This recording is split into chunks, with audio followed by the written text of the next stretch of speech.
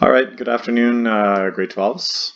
I had a busy morning. I would have posted this in the morning, but I didn't get a chance to do it. So anyway, we got a lot to cover this week on interference of waves. Okay, now before I go to OneNote and I show you the OneNote notes on this stuff, okay, there's a couple of things I just wanted to mention. Like we talked about in the past how interference works with just one-dimensional waves. So when a crest meets a crest, you get what's called the supercrest, which is a standing wave. Like it's sort of this like point of interference where two crests add up to a bigger crest, but just at the point where they meet.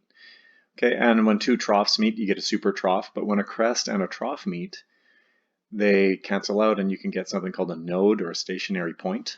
Okay, so interference of waves. Okay, now we talked about this before. But like interference is a property of waves specifically, and this would really completely destroy Newton's idea that light might be a particle if you can show that waves produce interference. And in fact, for the rest of this unit, we're pretty much going to be looking at different examples of interference of waves. Okay, so for sure, interference does exist of light waves, and in fact, that's what we're going to do. In fact, we'll do an experiment. Like I'll have to do it for you, but I'll show you the experiment with the video, where we take a laser beam and we determine its wavelength using interference of the laser beam's waves, okay? And, you can measure its wavelength. It's definitely a wave, right? Not a beam of particles like Newton would have suggested. All right, so I'm just going to show you this little demonstration here before we get to OneNote. And in the difference between this and the sound unit in the past is that we never really looked at two-dimensional interference before, okay? So this is a ripple tank, okay? What you see here is a sort of like the top view of a tank of water. And if I just sort of let it go here, these two squares are point sources of waves, okay? So here we see circular waves, and where they meet, okay, we get interference.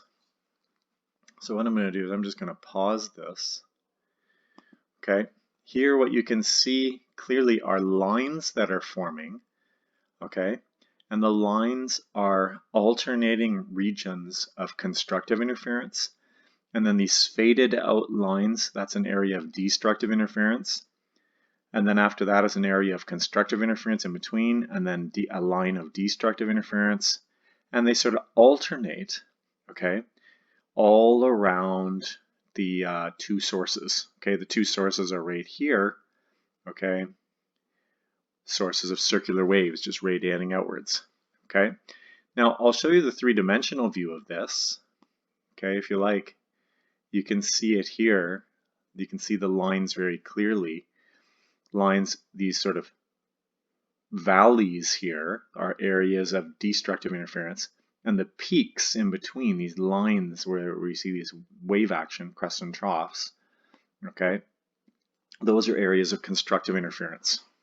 Okay, so if I let this sort of go, okay, here we see that really, without seeing it animated like this, you don't really appreciate it as much, but here you can clearly see the interference pattern that you get, okay, when two sources are producing these bands of interference. Now with light, we can't see the waves, but we can see, like if there's an area of destructive interference, what we would see is a dark spot, okay, where there's just no light going there, okay? And then in between you see these bright spots corresponding to these areas of constructive interference. So to your eyeball, a crest of light and a trough of light would look exactly the same. You can't tell the difference. They both stimulate your eye, and you just see light, whatever the wavelength is, whatever that color is, okay? So anyway, the goal of what we're going to be doing here is we're going to analyze this. We're going to analyze this interference, okay?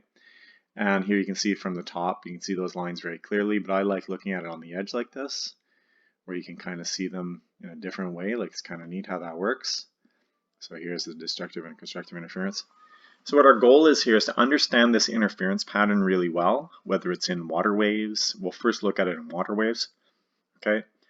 And what we're going to show is that light waves will do exactly this. We'll show this exact same interference. Okay, if you shine the light through, if we set up the experiment properly, we can show this exact interference pattern. And in fact, one of the most famous experiments in history was the first guy that was able to show this kind of interference of light. Okay, his name was Thomas Young in the mid-1800s.